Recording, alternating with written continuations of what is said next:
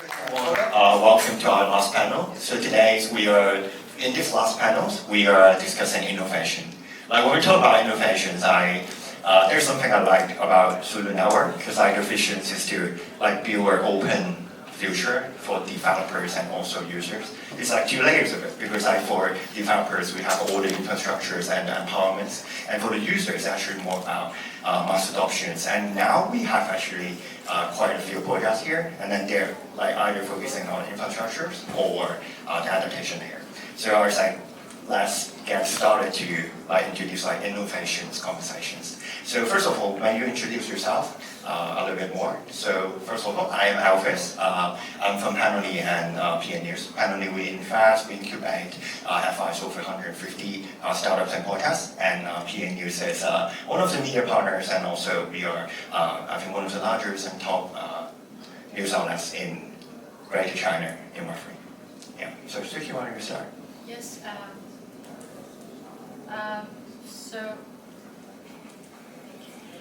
This is Zuki, leading growth for Ignition FBTC. Ignition is a project that aims to liberate the growth power of Bitcoin. We are initiating FBTC, the omni-chain asset, to let it become the gateway asset for all on-chain Bitcoin yield.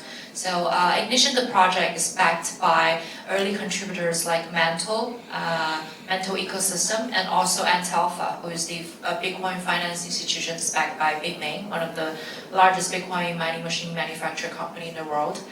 So with a combination of experience in on-chain integration, on-chain development, and also a reputable network trusted by miners, holders, and builders of Bitcoin, we aim to be the go-to asset for all on-chain use cases for Bitcoin. We have to pay $100,000 to US. We have something of that, so I remember that. So we can talk about later. Anyway, so hi everyone. My name is Jordan. I'm a co-founder of UXUY.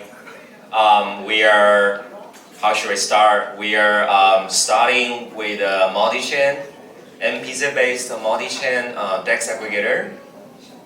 We start with EVM, and it was until last year, middle of last year, we started building on Bitcoin. We kind of, full stack. From infra till now, we focus on, this mass adoption, as Avis mentioned now. I can elaborate a bit more later. So, for example, for Bitcoin, we are one of the co-contributor of Lightning Network. We literally build up the channels, the indexer, the universe, everything that needed to drive the use cases of Lightning Network, especially to the mass. Most recently we are, I have to say, enlightened by Binance, because we incubated and backed by Binance Labs. They are pretty much, especially BNB Chain, we work very closely, and they have been focused a lot of on the Telegram ecosystem, and that's how we started to build Telegram ecosystem. And as of now, we have built the first ever multi-chain, the first ever actually Lightning Network backed Telegram native wallet. And we have onboarded more than 3 million Telegram users who had at least one sat the Bitcoin. So we indeed drive the mass adoption for especially Bitcoin mass adoption within the Telegram ecosystem. And most recently we developed the SDK because we understand it's a main pain point for Telegram ecosystem builder. There is only one single Telegram wallet, which is town-space wallet available, non-EVM. That's why we spot the pain points. Then we start building the multi-chain EVM plus the Bitcoin Lightning Network backed Telegram wallet, and it's an SDK. It's simply require 2-3 lines of code for any D app to start building a mini app within a Telegram. So I'd love to explore more. If anyone interested in on that part. So that's about Absolutely. UXUY. Thank you. Yeah, so again, thanks for offering to moderate this panel, and thanks for everyone who is here listening. Yeah, so I'm Luke. I'm one of the co-founders of the Zulu Network, and we consider ourselves a new class of Bitcoin Layer 2. I'm sure many of you are familiar with the Bitcoin Layer 2 narrative right now, and a lot of that is just focused on bringing the EVM compatibility into the Bitcoin space. But we see a much bigger story, a much deeper story, with the general idea of how you can innovate in Bitcoin native ways. So what is it about Bitcoin specifically that you can do interesting and new things, or even do existing things in a different way that is secured by the number one and the most decentralized secure network out there, Bitcoin. So we're providing a platform to empower all developers and all users to get the most out of Bitcoin and to secure Bitcoin's place as the number one blockchain network. Awesome. So I think we have infrastructure from Google and also Zulu Network, and then UXUY is a little bit kind of both, because we also do SDK, and FBTC also is an infrastructure, but also we are empowering the users and liquidities and also interoperability. So we'll come to that later. But first of all, I think for innovation, we have different projects or different persons. They could have a philosophies of innovations. So how do you define innovation? And through that, I mean, it's a tough question, but through that, how do you also bring that definitions of innovation into Bitcoin ecosystem? So maybe start with Luke. Yeah, sure. So definition of innovation, we're getting very, very philosophical here. But I like the question. So what is innovation? I think a lot of people think that it means something, brand new, something unseen before, but really it's a lot of innovation is incrementing on something already there, or bringing a new feature, or bringing actually an existing feature to a new place, right? And that's a lot of what's happening, in the Bitcoin L2 space. So, what I think Zulu is specifically doing to be innovative is we are taking a lot of existing pieces, a lot of things that people thought didn't fit into the Bitcoin narrative, that were exclusively the domain of, the Ethereums and Solanas and what have you. And we're making it, not just kind of shoehorning in, you can do smart contracts, but trying to do those in a much more native way. So when it comes to the innovation, we really bring quite a few things, but the two I really want to focus in on are, first of all, BitVM.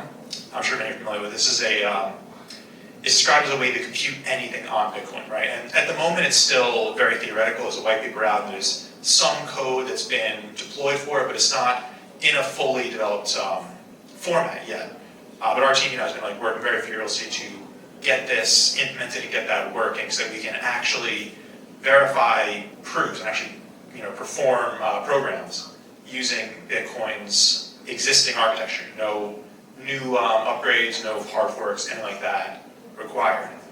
And the other one is actually focusing in on the UTXO side of Bitcoin, the inscriptions. So this has been a really interesting area in the past year or two, with runes, ordinals, ERC20s, all of these. And a lot of people kind of treated that as Bitcoin NFTs, a cute little collectible thing, but it does seem that there's a lot more potential there. So we don't specifically take any position on what that's going to look like, but we provide a layer 3. And we're actually the first Bitcoin layer 2 that's an integrated layer 2 and layer 3. And this third layer, Zulu Chain, is in the UTXO format with some innovation. So network states are updated with every transaction, and it comes pre-packed with a virtual machine. Plus, it shares the same image of outstanding tokens and network state with the EVM layer. So from a user standpoint, it kind of looks and feels like it's the same network. And what this does, it gives anyone who's looking at this new direction that Bitcoin's taking, the inscriptions, the taproot assets, all of that, and it gives you a faster, cheaper, more accessible, and more performant platform to build on that, to experiment more, and have more interoperability, and just have more opportunities. And we can see what new and exciting use cases beyond innovations into actual inventions will actually come of this.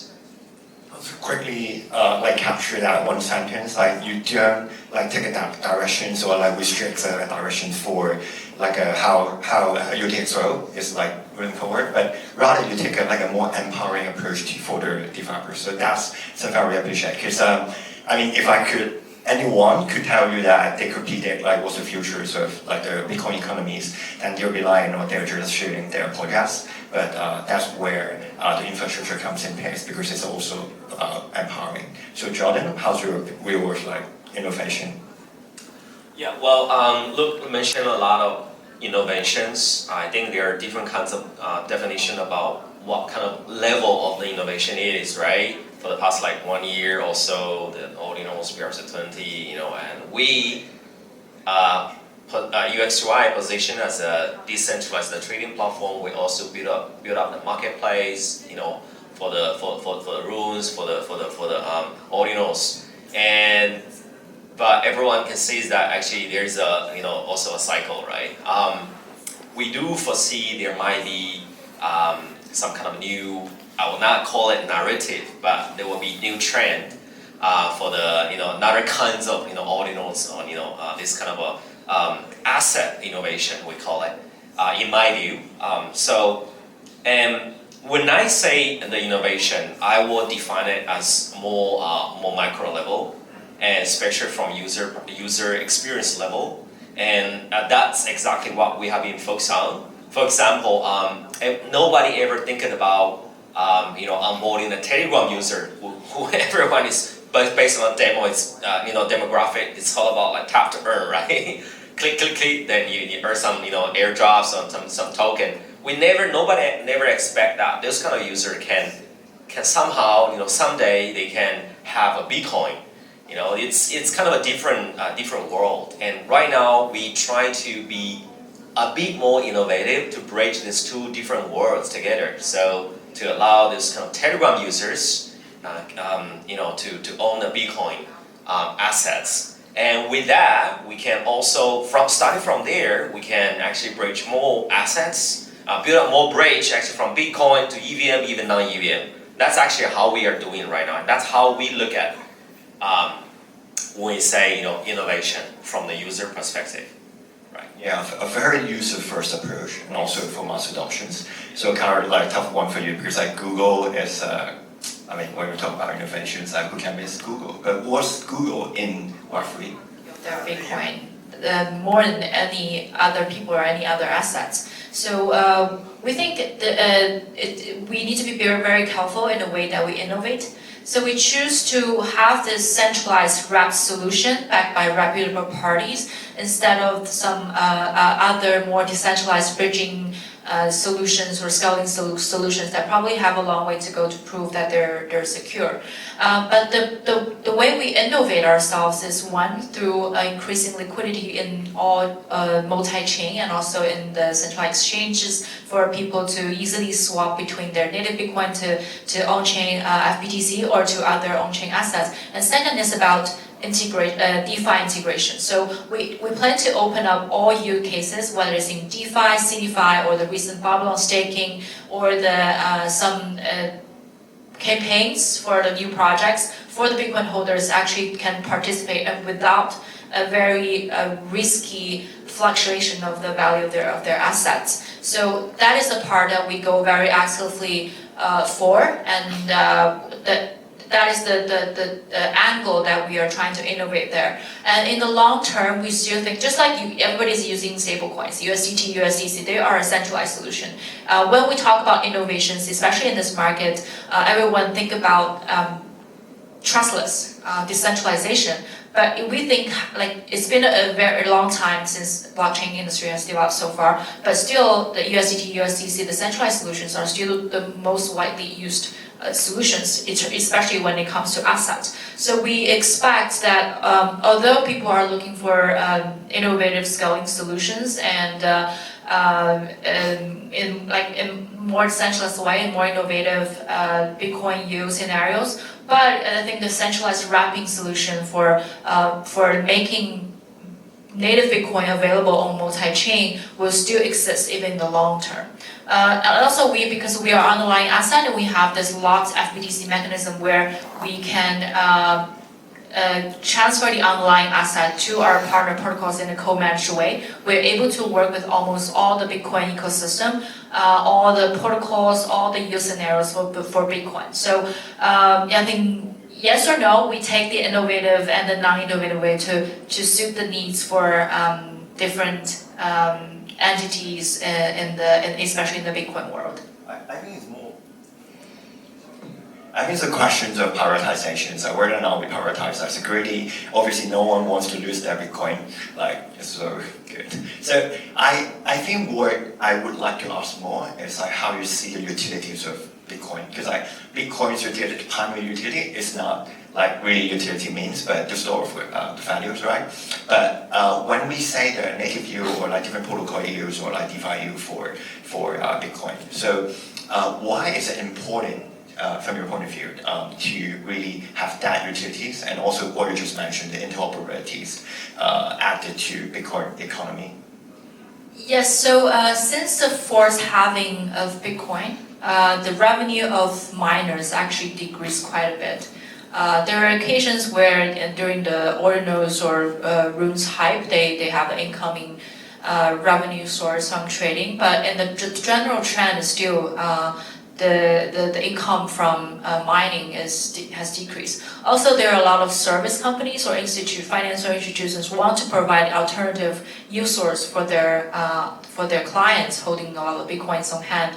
And even though we're approached by a lot of the like old big institutions in the Western world, like Galaxy Digital, they have a lot of Bitcoin on their hands, but still that they're just sitting there and generating no yield, and so they're very eager to find out ways to generate some yield for their Bitcoin. So the utility of Bitcoin is really demanded, and I think you see the Ethereum world, whatever is doing staking, restaking, etc. But still, some of them need to hash the asset, the price fluctuations of the token that they're staking. However, for Bitcoin, because Bitcoin is the one with the largest market cap, with the large consensus, the Bitcoin holders actually, many of them does not care about the price fluctuation of the Bitcoin. So staking Bitcoin for some yield actually makes more sense than staking Ethereum or even like smaller assets. So one part is the demand for Bitcoin yield, and the other part we see since the launch of Babylon staking, they can enable POS yield that generated for Bitcoin holders, or in the other way we say it, we are having Bitcoin securing the security of a lot of POS protocols or ecosystems. It's generating some innovative yield options for Bitcoin holders. And there's like LSTs on top of Babylon staking, there's ABS on top of Babylon staking, and also there's CDFI projects like BounceBit or Soft Protocol where they stake your Bitcoin and then they can leverage that to do funding rate arbitrage strategies and central exchange. That all enables a lot of scenarios where we can generate yield for Bitcoin holders. So this demand and supply combines, we see it's really a turning point for Bitcoin utility right now. Yes. That's what we call Bitcoin economy. So come back to developer's point of view, because like for Zulu Network, you basically have your UVM layer and also another UTXO. So I just wonder, like, because I'm not from a technical background, so how do you use this infrastructure, and how do developers do really build those like DeFi or empowering all those like smart contracts and also make the applications like really working seamlessly, securely? Luke. Yeah, actually, so what's great about it is you don't have to be super technical to do it. The way it's set up is actually the EVM layer. When you refer to EVM, it's Ethereum virtual machine, right? So it's designed to look and feel like having built on Ethereum. So you can take existing projects from Ethereum or projects that would have worked on Ethereum, written in Solidity. You can very easily copy, paste, and deploy those into the Zulu ecosystem. Now, the UTXO layer is going to be slightly more technical there, because this is, of course, the work with the UTXO, and it's work with our specific UTXO virtual machine. That being said, once we're further development for that, we'll have the documentation, we'll have everything the developers need to be able to go in, read, understand how this works, how to deploy there, and how to get their application up and running on this UTXO layer. And in general, I mean, when it comes to blockchains like this, especially Zulu Network and the other Bitcoin layer 2, that they're open networks and they're operating in very similar kind of ways. In that they're open, it's the process to like set up a node or stake another validator, or to deploy your smart contract. There's usually well-defined steps. There's there's well-defined guides to go along with this. A lot of users out there are communities very, very active, and we already see engagement of testnet. A lot of the users are already stepping up, helping each other out, giving people pointers, showing people where things are, and how to interact with the network. And when you do build a blockchain like that, certainly other kind of project, one of the really key things is to make sure that you do foster that community so that you have the resources there willing to help out, bring users up to speed, and then get those projects up and running and make the ecosystem as active and as vibrant as you can.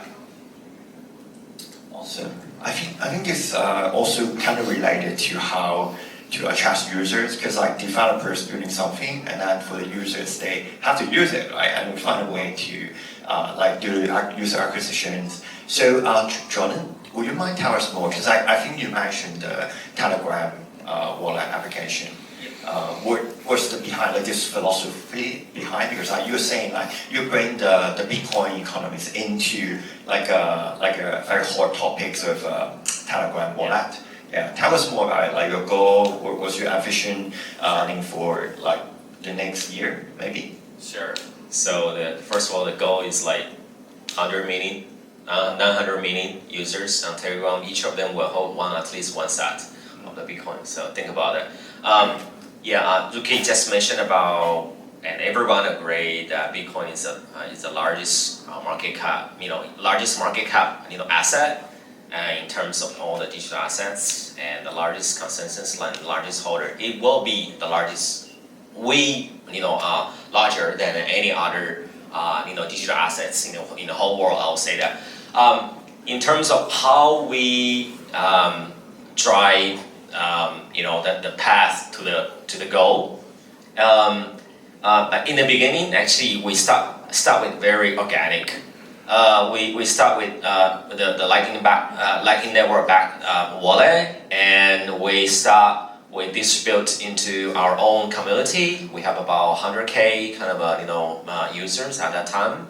Then each of them, we encourage them actually to share and invite their friends. Then we become 200K, 500K kind of things. And once we kind of solid our product, and the whole growth strategy, actually, we start building, as I mentioned, actually, we identify not just us, many projects, actually, they share the same pain points as us. There's no EVM compatible kind of Telegram wallet. So we say, we have, our main strength is actually building the infra for the wallet, right? Multi-chain, multi-ecosystem. Why don't we just build open up our SDK to welcome, to help those projects to onboard their new users on Telegram, into their DApp. No matter if they have a DApp or not, we can help them to launch their mini app within Telegram in 2 or 3 lines of codes.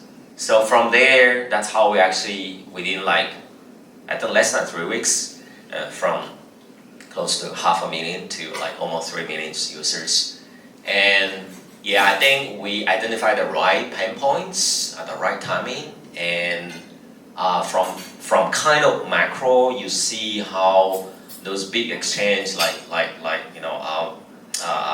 Binance, right? They have been very much focused on Telegram, except for meme, right? Meme coin.